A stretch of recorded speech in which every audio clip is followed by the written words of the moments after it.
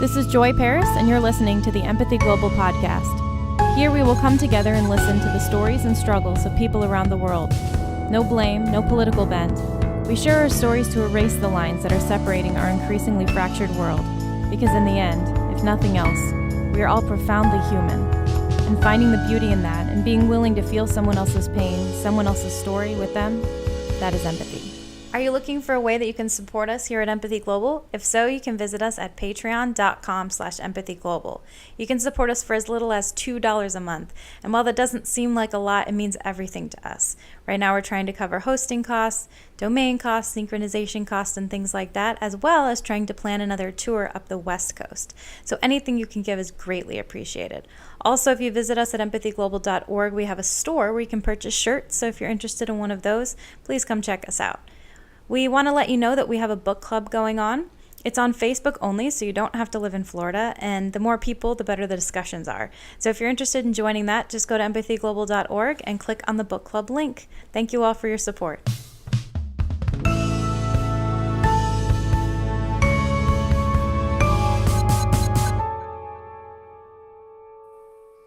Hi, everybody, and welcome to the podcast. Today we're talking about eating disorders, and I have Donna and Adrian here. Who wants to go ahead and introduce yourself first? I can go. I'm Adrian Best, and I am a homemaker. I am a stage manager by trade, but I'm a homemaker now. I have 3 children under 5, and I live in Madison, Wisconsin. Nice. Donna? Wonderful. Hi, I'm DJ Cromwell, and I am that beautiful redhead's mother-in-law. And I have 2 sons, one who is her husband, Joshua, and the other is Caleb. He's almost 21. All right, so who wants to start and tell your story? I can go. I was about 12 or 13 when my eating disorder began, and I just probably hit puberty around that time, and then I was in the depths of middle school and all the drama that goes along with that. And I was taking dance classes all the time when I wasn't in school. And I believe the pressure to be thin and attaining this perfection came from that. It started as a diet and exercise routine, which led to weight loss and a sense of, gaining this sense of control. But in the span of about 2 years, I dropped about 45 to 55 pounds, and it spiraled completely out of control very quickly. And I never saw anything wrong with losing the weight at first, because it just initially made me feel very confident. And, I wasn't thinking that it was anything bad. And I felt lighter for dance and performance. So it made me feel like I was accomplishing more. But the lower my weight dropped, a voice in my head kind of started and kept telling me to eat less and less, move more, or I wouldn't be good enough, and I wasn't going to be good enough for dance or for school, and ultimately not this perfect image that a lot of society ends up putting forth. The perfection stretched from dance practice to school grades and everything in my home life, and I would never allow anything less than perfect or excellence in anything that I did. But then after the 2 years, it was about the year 2000, and I was supposed to start high school as a freshman. I had gotten so ill with anorexia that my parents didn't expect me to be able to attend freshman year. I instead insisted that I could, and refused treatment for quite a long time after that, for fear of, this getting fat and not really having this control and feeling like I wasn't going to have any control over my life. But I made it a few months as a freshman in high school, but ultimately I basically had to be forced into treatment. And when I basically knew something was wrong when I would be walking the halls in high school and be blacking out and ultimately, crying uncontrollably and isolating myself from everyone and just being so sick and having nothing left in my body to keep going. I remember being really upset and distraught that my parents would even make me do this sort of scary treatment away from everybody. And they were really helpless and they were losing hope, and my health was deteriorating really quickly. And I started out in a regular hospital, and they did not even expect me to live that first week that I was there. And I ended up going into Waukesha Memorial, which is a hospital here in Wisconsin. And I was basically inpatient for 9.5 months straight. And then I went on to several other, partial hospitalizations after that. And then an additional years down the road, probably 5 or 6 more hospitalizations. So it did take quite a long time for me to just get to a place where I was feeling somewhat normal, where it wasn't coming back every couple of months for a relapse. But it was about 13 or 14 years total that I really struggled and didn't have really a lot of control over the disorder. Once the anorexia took hold and consumes your mind at every moment of every day, and treatment was long, and it was just a very long process, but it was closer to probably 15 years before that voice really started going away. And some of the aspects of my eating disorder really still come up in everyday life, and it's one of those things you have to just constantly stop your mind and say, okay, that's probably something that could spiral if I let it. And it took me that long to just recognize that that was the voice that I was hearing, and I needed to stop, listening to it right away. Otherwise, it will take control so quickly. So it was very, very scary, but it was a long time. And I'm very grateful for the people that supported me and my support team and my doctors and my family, but it was a very difficult process. And anybody that goes through it can tell you that it's extremely difficult. Thank you so much for sharing. I know it's a lot of people, it's one of the biggest disorders. I think it's just such a secret.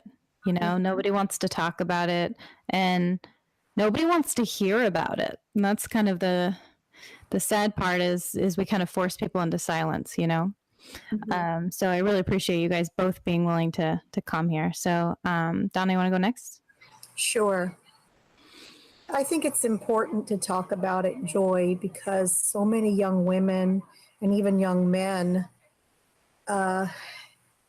don't know how to help themselves or don't realize that they might have an issue because food is always out there.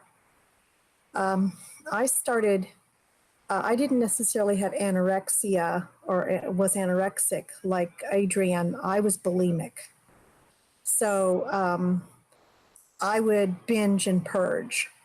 And actually, I still struggled up until my 40s. And just like you, Adrienne, I deal with it every day. Every day I think, how much is too much? What can I eat? What shouldn't I eat? Oh, that's too many calories.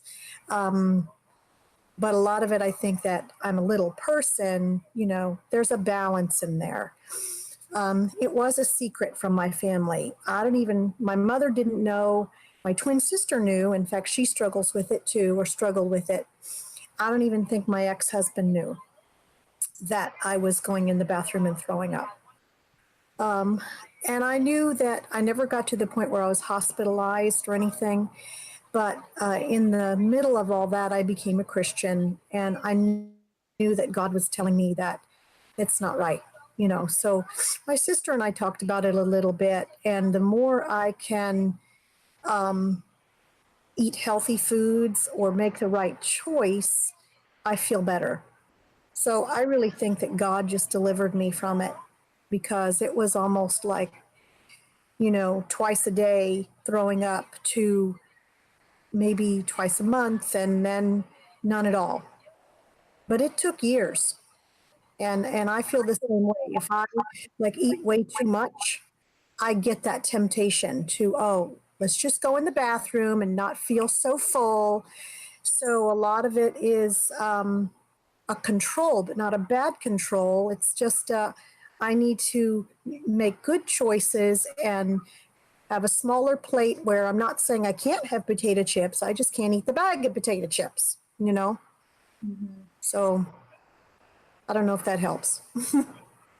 Yeah, that's such a hard part about eating disorders is that it is, if you're an alcoholic, you can go sober, you can stop drinking and you can avoid alcohol altogether and just remove it from your life. The problem with food is you have to eat, Mm-hmm. And especially when you have like binge eating disorder or bulimia, where part of the problem is overeating, you can't just like not do it. You can't just not eat, you know? So there has to be, even in the diagnosis of eating disorders, it's really hard to diagnose because so many people are like ambiguous. It's like, okay, some of the things that you're doing are unhealthy, but has it become like a mental disorder yet? You know, is it compulsive? Is it causing shame? You know, are you, you know, some people haven't lost enough weight to be like hospitalized or something like that. And that's seems to be a problem to me because in order to be diagnosed by some doctors, they'll kind of act like, oh, you're too fat to be anorexic, you know, Right. which is scary because it's still disordered eating if you are obsessive about it. You know, or if you're starving yourself, like you shouldn't be having nutrition each day. Just because your body has excess fat doesn't mean that you are not having disordered eating patterns, you know? Yeah. So it just seems like something that goes unnoticed, and particularly in men, which we're going to talk about in the second part of this interview. But it's so much more common than we think. And I actually went to a conference a couple weeks ago for eating disorders, and it just sort of shocked me. They said of all mental illnesses, eating disorders is the number one most fatal. Wow. And I don't know, you know, people when they talk about mental illness and death, they think about suicide, you know, but suicide is highly tied to eating disorders. But also many people die of heart attacks from, you know, purging and the problems with your heart. Many people simply die of malnutrition. And there's just so many other things that affect like your whole physical system from eating disorders. And I don't think people really know how to recognize the signs, you know? And I think a lot of people are afraid of it. They don't realize how incredibly common it is, especially with teenagers. It is extremely common. And so we say, well, all my friends are eating that way and all my friends are, you know, doing this particular thing. So that must be okay. In addition to the fact that when you lose weight, people compliment you. Doesn't matter how you're losing weight. It doesn't matter if it's healthy or not.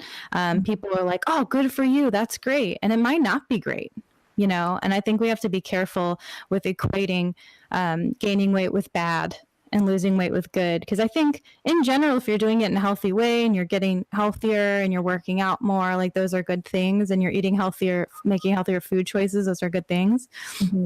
But if you're losing the weight by doing unhealthy things, you know, by like avoiding eating altogether and things like that, I think that's scary, you know. And I think we need to be looking out for people around us that might be experiencing stuff like that. So I want to ask you guys, what do you think, what advice do you have for the general society? Maybe someone who has a friend or a family member that they're concerned about. Like what would you say for you may have been the signs, or you know, what were some things that some people did that helped you through it, or some things that maybe with the best intentions people did but actually made things worse for you, like for example complimenting you for weight loss. You know, like what kinds of things can we say to the population, people who maybe just are uneducated about eating disorders and haven't really met anyone that's been through it? What would you say to them moving forward, how to be more empathetic towards somebody going through it? Whoever wants to go first. I think really about explaining to people that you can't just walk, like the complimenting issue is such a huge problem in society because they're like, oh, you look so great. And for most people, at least in my experience with an eating disorder that's been in treatment, it's a huge trigger and they actually take it as, oh my gosh, I must be fat because they think I look good. But in the eating disorder world, looking good usually means I need to still lose more weight because the internal voice wants you to stay sick. And if you're, let's say, a support person or a friend that's concerned, the worst thing you could probably do is say, well, why aren't you eating? Or just snap out of it, which I cannot even tell you how many millions of times I heard, and it was such a bad thing, and it just kind of turned me off to even wanting to talk to anybody about it. And would kind of go inward and not really discuss with anybody about what was going on with my feelings, or because it's just such a, like, it's almost like they don't care. They're just like, well, why can't you just eat that, or you'll be fine, and it doesn't really it won't do anything, and you won't gain any weight because you already look so great. And it's more about probably listening more from your friends instead of trying to insert either what they think is helpful advice or telling them what they should do. That was always a huge thing for me, especially growing up and being that young. Yeah, because ultimately it's not really about the food. It's about like what's caused you to get to that point, and then it becomes about the food. Exactly. But really it was about like insecurity, or like, I understand in the dance world, like it is like, I was anorexic for a few years in high school, and I didn't lose a whole bunch of weight, but I would like not eat all day and then go to dance class and then feel like I'm going to pass out because like I just was so busy. I haven't eaten all day. And then I'd have like one bag of Cheetos, like, you know, one from the machine or whatever. And that would be like all I would eat. And, and I'd look at the other dance girls who, you know, a lot of people who typically join dance just have like naturally almost like a teenage boy body, you know, where they have like no curves and they're just really, really thin. And it makes it easier to dance. Like it really does make it easier to dance when you have thinner thighs and stuff like that. You can turn easier. You can like, you know, and so it would be frustrating because especially ballet, the ballet world encourages everyone to look the same. And in fact, you won't be hired if you're bigger, just straight up, even if you're a great dancer. It's just the way it is. And I think that most people I've heard speak out have some sort of relationship, especially women, with the dance world. And it seems to be a big trigger. But I know there's many others. Insecurity is a huge thing. I think that's probably where it started for me as a, you know, that sweet little 13, 14, 15-year-old who's, you know, developing as a young woman. And, you know, you're kind of pudgy, but you're not pudgy because you're growing and you just don't know who you are and what you want to be and who you're going to become. And then you've got all, you know, maybe Hollywood or Teen Beat at the time and everything else where everybody is gorgeous and you're not, and you're feeling second rate. Maybe the best thing to do and to help your friends, whether it be male or female, is to encourage their worth, not based upon their looks. You know, I love you so much, you know, and maybe don't say just the way you are, because that might make them feel, oh, well, I'm fat. But talk about, I love your hair, or I don't know, something to just tell them how valuable they are, instead of, because we always compare ourselves to stupid Hollywood. Even in my age, I can still compare myself. And it's somehow we have to get over that. Yeah, it is interesting to think about the way we compliment people. Very rarely do we get compliments that say things like, you're just so kind. I just really appreciate your voice in my life, you know, or, you know, I really appreciate your sense of humor, really like brings my day, you know, up, you know. We don't hear stuff like that because the outside is easier to recognize. You know, it's there in your face. And so it's easy to say, oh, you got a new haircut. Oh, you've lost some weight. Oh, you know, things that we see, you know, we tend to note, to especially out loud, you know, and we don't say a lot of things. I remember, I think it was something I read, and they were talking about like the beauty of women. And they were saying how like women are created to bring beauty into the world. Like many things that are in this world have no real purpose other than just being aesthetically beautiful, you know? And so that's sort of like a charm that women have that men don't necessarily have. And what they were saying is like that beauty is not necessarily external. The beauty can be internal. The beauty of like a woman just being in the room and like making everybody feel like they matter, or you know what I mean? Like the emotional connections that women tend to make. Now, I mean, there are more emotional men, obviously, but like on average, women tend to be more focused on connection and empathy and stuff like that. And so like when a woman is just like there with you and just makes you feel better and is just has that like warmness about her, you know, like that's the beauty of women. And I was like, wow, like I haven't really thought of it that way. And I started to think of this particular friend I have that like every time you see her, she comes up, gives you a big hug and kiss you on both cheeks. And it's like, we don't do that anymore. So when she does it, it's like, oh, that's so nice, you know? And she'll always like a million compliments, you know, and it's not just external, it's internal. And I started to kind of realize that like a truly beautiful woman is somebody who makes you feel like you're enough, you know, because we have this big like competition between each other, where we may not explicitly say it, but I mean, that's the truth, that we feel that we're not good enough the way we are and we need to be like someone else, or we need to look like someone else, or be as thin as someone else, or, you know, and I think probably all of us can say we've felt that way, like where we felt like sort of in competition with another person and we feel like we need to, it's hard for us to compliment them or build them up because we feel like they're our competition sort of. And it's really toxic. And I think like part of the industry is like the makeup industry and stuff like that. Their job is to tell you you're not enough unless you buy our makeup. You're not enough unless you, but use our exercise equipment. And if you feel content, then they lose money. Like you don't need them anymore.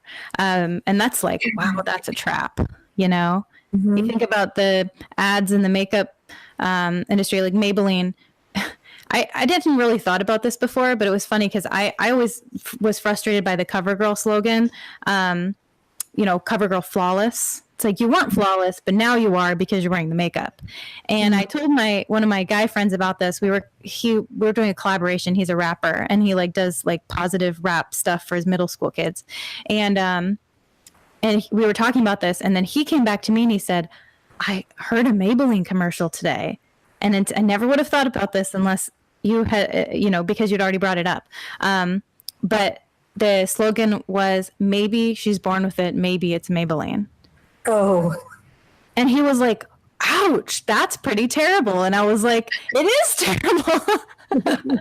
And it was just funny for like him, you know, having never really like thought much about makeup because it's not something that really men think about specifically. But they do think about their bodies and the way they look in comparison to others. It's just in a different sense. Makeup is not part of that. And he had never thought about it, but he watched it and he's like, wow, that's not like, that doesn't make me want to buy that makeup, or like, you know, I don't feel positively about that company when that's their goal, you know, is to make you feel worse about yourself. And, you know, it's just sad. And so the advice that I would give people is to try to bring that type of beauty to the room where you make all of the other women feel that they're enough, you know, where you're so beautiful that you have enough to share. You know, and it's not about the outside because we are all made different. And there was this book I read called Against Happiness, where he was talking about like there are positives to acknowledging the sad parts of humanity and the world, and the fact that things are temporary. And he started talking about beauty versus pretty. And he said, pretty is a lack of flaws. So what we do is we build pretty, like suburban neighborhoods where we just make all the houses look exactly the same and they all look perfect. But there's no creative risk. You know, it's not like this beautiful, like architectural feat. You know, it's just the same as everything else. There's nothing wrong with it, but it just it's all right, you know? And so we started talking about a bunch of different examples of that and how we're so obsessed with the flaws because we want things to be pretty, but we don't realize that something can only be beautiful if it has the flaws.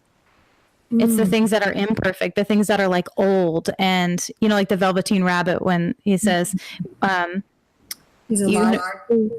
all your fur has been loved off, you know. Like the flaws are what make you see that it's real. So he compared like a fake rose, like a glass rose or something like that, to a real rose. And he's like, okay, you know, let's say we're talking about like just like fake flowers, right? It's like they're perfect. They're not going to stab you with their thorns. They're not going to die. And you don't have any like dead leaves or anything like that, right? But there's nobody that would tell you that the fake one is more beautiful than the real one. We would rather have the real one that is going to die and that has all of the flaws because that one is beautiful. The other one's just pretty. Very poetic. It's very, Yeah. very beautiful. And so I try to think, you know, like when we look at our own flaws, it's so hard because we're like, oh, I wish this was different about me. I wish this was different about me. And it's like, you know what? If I could go to like a plastic surgeon and they would fix all my flaws, I could only ever be pretty. The parts that are wrong with me, the parts that are unique about me because they're like not the same as everybody else, are the parts specifically that make you beautiful. And I don't think that we recognize that enough. And it's funny because you'll see like famous people even do it. Like I remember watching Glee, and the main character is always saying about her nose, and like people insult her nose because it's big or whatever. And it's like, okay, if she were to fix that, she would look like everybody else, you know? And you're like, well, you're this beautiful supermodel, or, you know, basically. So, you know, we don't care about your nose. We think your nose is fine, you know? But it's funny because we can do that with other people, but we can't do that with ourselves, you know? Like we look at people like Barbara Streisand. She had a big nose, but it's like, that's Barbara Streisand and she's gorgeous. And like, that's the way that's just her. There's nothing wrong or right about you're just you know? And if everyone looked exactly the same, we would all be pretty, but there would be no beauty in the world, you know? And I think that that's like a cool way to think about it. But that would be my advice for women in general, is to take that challenge that your beauty could help to like overturn someone else's insecurity. Like be that friend, you know, that makes your friends feel like they're enough. And that, you know, I know people that just stop and they'll just say to strangers, oh, I love your shirt. Oh, you look beautiful. You just have the most beautiful smile. Oh, you know, and they'll like say things to strangers. And it's always like, it, you know, it just feels like, oh, we don't usually do that, you know, but it does like brighten your day. You know, you feel like a reminder that we're not really in competition with each other, that we're living in a world where we get to view all of God's creation, which includes each other. You know, like God made us all different and beautiful in our own way. And we get to like see that on the street. Like, oh, she's so pretty. Oh, you know, the mountains are beautiful, you know, the ocean, but people as well, you know. So that would be my advice. But I'm going to go ahead and end this one here, but there will be a part 2. I'm going to be interviewing Andrew Whalen. He wrote a book that he's going to tell us about and promote. And he's going to talk about the male side of eating disorders, which doesn't get talked about just anywhere near enough. And it definitely doesn't get diagnosed enough.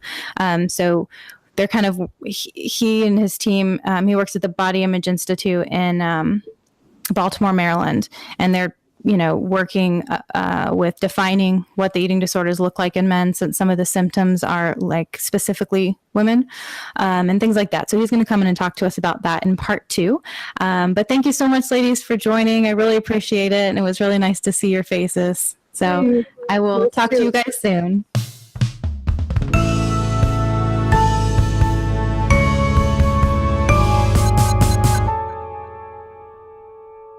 Hey everybody, thanks for tuning in. This is Eating Disorders Part 2, and I've got Andrew Whalen here. He wrote the book Man Up to Eating Disorders. Andrew, would you like to introduce yourself?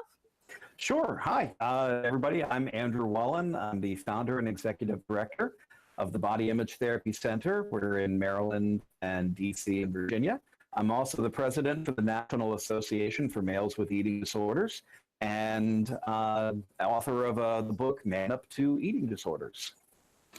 Awesome. So why don't you just start out by telling us your story? All right. So basically, I created this program, the Body Image Therapy Center, because I suffered for 20 years with an eating disorder. From the age of about 10 years old until I hit my rock bottom around age 30, I was misdiagnosed or even dismissed as having any kind of eating disorder, simply because I was a male. I recall from the earliest age that food was a source of comfort and nurturance that I was missing in sort of this chaotic family that I grew up in, where the usual causes upheaval, family, and some underlying mental illness on my own part of depression and anxiety, and a family preoccupation with thinness and masculinity and beauty. So I wasn't ever diagnosed with anything, but I recall being bullied, which is the earliest experiences of most males, bullied for being the kid who is chubby or just a little rounder in the belly. And I was basically told by my parents that I have to do something about this. And in fact, told by several folks, including the doctors, the pediatricians, who were saying to my parents, essentially, I should lose weight. So off I go to Weight Watchers at 12. And I get all the adulation during the weight loss and all the recriminations for when the weight loss stalled and weight came back on.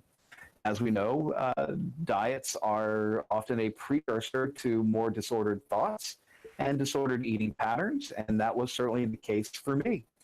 My yo-yoing with eating disordered behavior and body loathing continued till I was about 18. I was a senior in high school, and I developed full-blown anorexia. Now, nobody would have looked at me as anorexic because guess what? Guys typically present at a larger size and BMI type than female counterparts. So it looked like I went from being a larger kid to a kid who looked like everybody else. But that was not the case. I was not like everybody else. I was self-loathing. I was restricting greatly. I was compulsively exercising. Anything I could do to undo my own my perception of my body as my worst enemy. Everything that was wrong in my life, I blamed on my body, and the teasing didn't help. Certainly, throughout high school, I had nicknames like Tits or Whale Tail or things like that for being on the street. Off into my 20s, the restricting did not continue, but it turned into the typical experience of males is more of a focus not on weight, but on my masculinity was tied up into, was I thin and strong and powerful? And I became a compulsive runner, trying to shed my body of any weight that I did not like, until I was bone on bone in my left hip. And that bone on bone basically led to me going to see a doctor, because I would still run even though I could barely walk. So the doctor says, you're going to need a hip replacement if you don't stop this nonsense. And I go, well, all right, I can't run, so then I'm going to go and lift. I'm going to be as jacked as I could possibly be, what we call bro language. So I'm off to the gym, and I am lifting compulsively, even though I'm having diminishing returns. And it got to the point where I tore both rotator cuffs and both labrums. And from all the damage I had done to my body from lifting and compulsive exercise, my body is really damaged. And all the while, I am actually being treated for depression, while I am seeing psychiatrists and therapists and going, what's wrong with me? And I said to a therapist of mine, I feel like when I walk into a restaurant to go meet my friends, it's like an old Western. And you walk through those swinging double doors, and it's like, and the whole place just stops. and they all look at the stranger coming in from out of town. And then my saying to me, they're looking at me and saying, "Who's that fat guy?" And I said this to my therapist, a male therapist, and he says to me, "Boy, you're a real shit. You just think everybody judges you. You're such a narcissist." And so that was my expectation, is I'm just another horrible person who's narcissist. And not only is my body bad, but my brain's bad and my personality's bad. So cycling in this shame spiral until finally I'm actually a grad student. And I'm getting my degree to be a clinical social worker and therapist. And I finally hit a rock bottom. My binge eating is out of control. My body's too damaged to do anything, and I've tried a million different diets, and I've tried pills, and I've tried whatever. And finally, after I speak with friends of mine, and we discuss their eating disorder history, and I'm realizing it sounds a lot like mine. Wow, maybe I have an eating disorder. And sure enough, I did. I got treatment. And I did it with folks who absolutely understood the experience of eating disorders, but not males. I think they were doing the best they could. Mm-hmm. And so I made it my life's work that I have to dedicate my efforts and my energy to normalize the experience of males with eating disorders, to gain greater recognition for the disease, to help males, identify who's at risk and spread the word that we normalize it so that more males will come out and share their experience, so other males will feel better about it, seeking treatment and feel less stigmatized. And that's where we are at work. We're desperately trying to gain traction for better understanding, for better treatment outcomes, for better money towards research, so we actually know what we're doing, because we're really flying blind. Less than 1% of all research includes males. So we've got a lot of work to do. So this is where I focus. Yeah, definitely. So I know you're working with a lot of clinicians and researchers and trying to, spread the word about, eating disorders in men, and sort of, I know you were talking about how the DSM, a lot of the symptoms of eating disorders are pretty much exclusive to women. So it makes it hard to diagnose even. But what would you say to the general public? If you have a friend that you think is struggling with an eating disorder, or a friend who has disclosed to you that they're struggling with an eating disorder, what would you say to, what advice would you give for someone to be as empathetic or supportive as possible? Well, it's interesting when you're talking again. I assume the question is about males. What would you say? And the reality is, most guys are going to be in a state of denial because the language is completely different. Males don't talk about thinness and weight. They talk about muscularity and being cut. And, they talk about their breast size or their bust size or their buttocks or their thigh gap or things like that. The language is more like, I'm worried about my biceps, my pecs, how strong I am, how much I can lift. And, it's, even where I've had anorexic patients who, as they restore weight and they're gaining their health back, they're not concerned about the number on the scale, but oh my God, when their belt loop has to go to a different notch, that's awful. So the experience is very different. So I would come down to, first off, you're not alone. Other people actually are struggling and have the disease. And it's not a female disease. It's not a gay man's disease. It is a human disease. And let's take the stigma out of this. And that's really the biggest stigma, because guys are so worried about being alone or being perceived as feminine. And God forbid we should be like women. And no, that's nonsense. We are humans, and we have to act as such. Brains may be wired differently, Our language may be different. Our physical presentation and how the eating disorder affects us metabolically, it may be different. But here's the thing that's completely the same: the emotional overwhelm. And that's what this is about. It's a feeling of emotional disempowerment, of feeling out of control, and a deep desire to control what is uncontrollable. I cannot stress enough that guys don't get treatment because they don't ask for help. They need to be okay with that, that we are better in teams, and just like the military, right? Athletic teams. There's a bond that happens in these moments, and you're not saying, hey, don't help me, I want to go one-on-one against this guy. That's not what we're saying. We're a team, we're in this together. And that's what guys have to learn. The language is just as effective in mental health. And that's where the work is. And so I would encourage them, if you have a friend who's struggling, say, hey, I get it, you're not alone. There's resources out there, you can learn about this. And I love you, and I don't want you to die.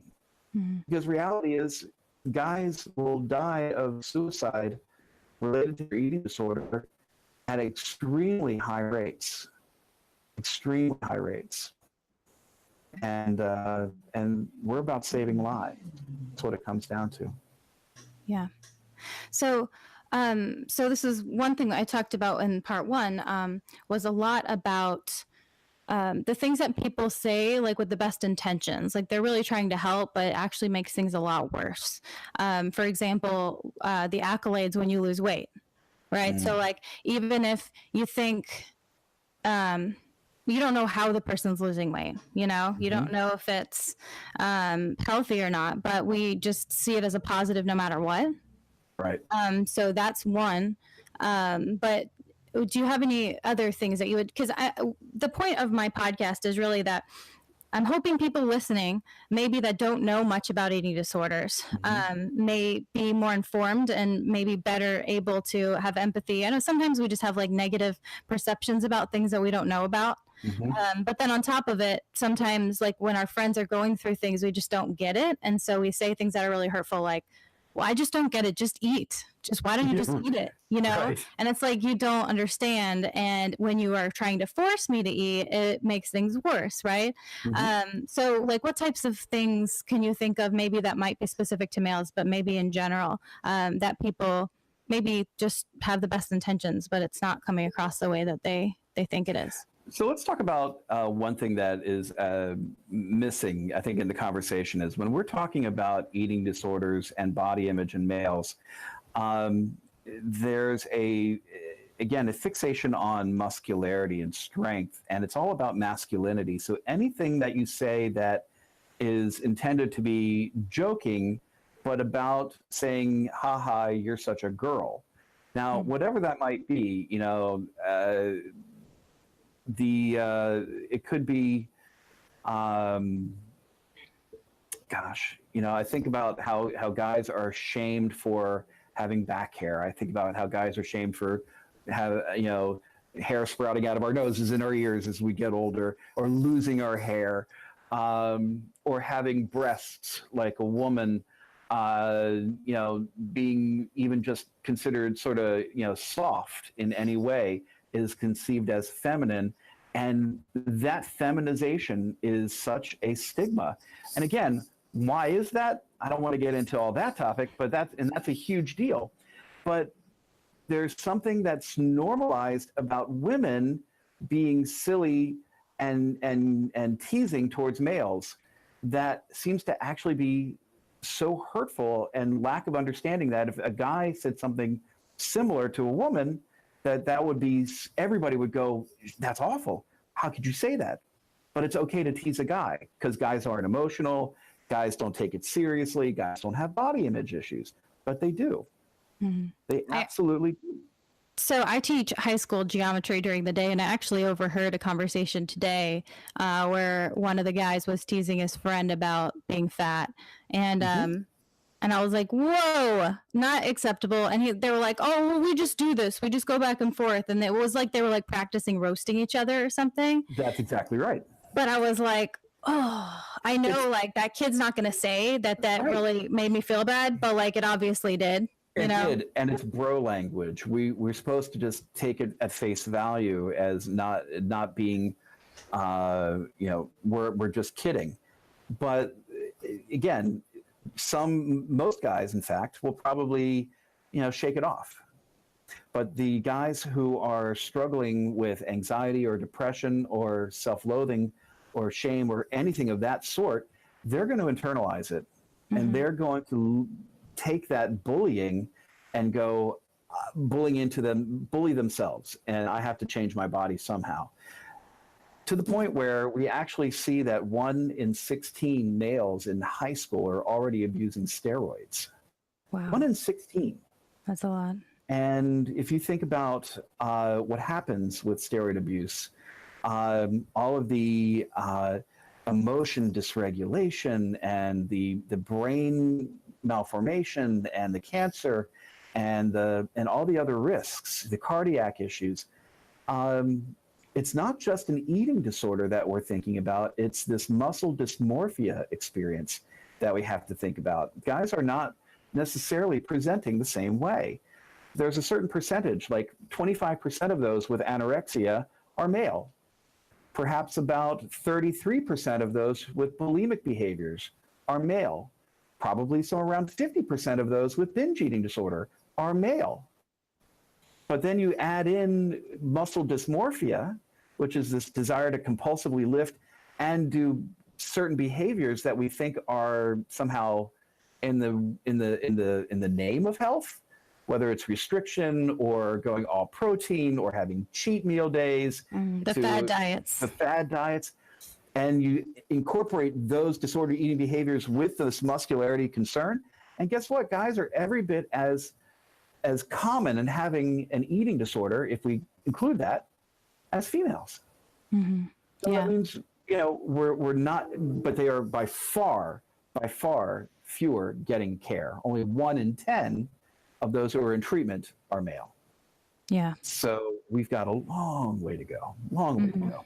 It seems in general that anorexia and bulimia are the focus of a lot of eating disorder, just pretty much everything. Like whenever you read articles, whenever you talk to people about like, who do you treat? We treat people with this % body fat. You know what I mean? I do. So like binge eating people a lot of times get overlooked. Binge eating disorder sometimes, I think, because it's not what people think of when they think of eating disorder. They think of someone who's underweight. Correct. And the reality is most of those who are diagnosable with an eating disorder in males are probably normal weight to, slightly above normal weight. And with binge eating disorder, we're seeing, for instance, our males have a very strong comorbid issue of depression, very strong comorbidity with alcohol abuse, very strong comorbidity with some sort of mood disorder, and trauma and neglect. And in fact, the military came out with a report in the last couple of years that 45% of veterans coming back from Afghanistan and Iraq are coming back with binge eating disorder or bulimia. 45% of all of those servicemen and women, and women actually are at an even higher rate. I think it was over 70% of our service women were coming back with an eating disorder. So this is, again, speaks to, this affects all of us. Yeah. Nobody is immune. Well, thank you so much. Why don't you tell us a little bit about your book before we end? Sure. So the book was actually written in 2014. Well, I guess it was published then. I probably wrote it for a couple of years before that. And it really is my attempt to again, I keep going back to this language. We have to normalize that guys get this and guys need treatment. And so the book is written in 3 parts. The first part is, here's how I developed an eating disorder, all the precursors, and it's very much a memoir. The middle section is actually my experience of being in treatment, because boy, that's a real mystery. Most guys, they don't want to talk to anybody about anything, heart to heart. let alone, my deepest, darkest secrets. And what's it like to be in therapy? I don't want to talk to somebody. I don't want to lie down on a couch and talk for an hour to a stranger and they never talk anything to me. That's sort of this, old perception, right? Mm-hmm. So we normalize that by talking about it. Here's what it's actually like in therapy. And it's my real experience. And then the last third of it is my experience now as a clinician treating males and what that's about. And what do I focus on? What makes the treatment of males unique? And what do guys have to be thinking about in their own recovery? So it's sort of a primer for them to feel, okay, I can go do this and it's okay. So that's what the purpose of the book is. And it's a self-published book. So it's available currently on Amazon. You might be able to also get digital copies on Barnes & Noble online and Amazon and probably, I believe, iTunes still has it as a digital book. Perfect. Well, thank you so much. I really enjoyed having you on. I will be, editing these 2 clips together, and I will send you a link, and you're welcome to send it out to your followers and things like that as well. And I'm sure that my followers are happy to have heard your perspective. It was actually very difficult to get a male perspective on this. I had one that was a friend that had disclosed to me that he dealt with an eating disorder in high school, but was like, I really don't want to. And I was like, well, what if we don't show your face? And he's like, maybe if you can't get anybody else, So, so I was glad to find somebody who was like open, and also I can help you out and get your book out to some new people, hopefully. So, well, thank you very much. And I really appreciate it. Love that you're doing all this good work and keep spreading the message of recovery. Thank you. Thank you. Have a great day. You too. Bye.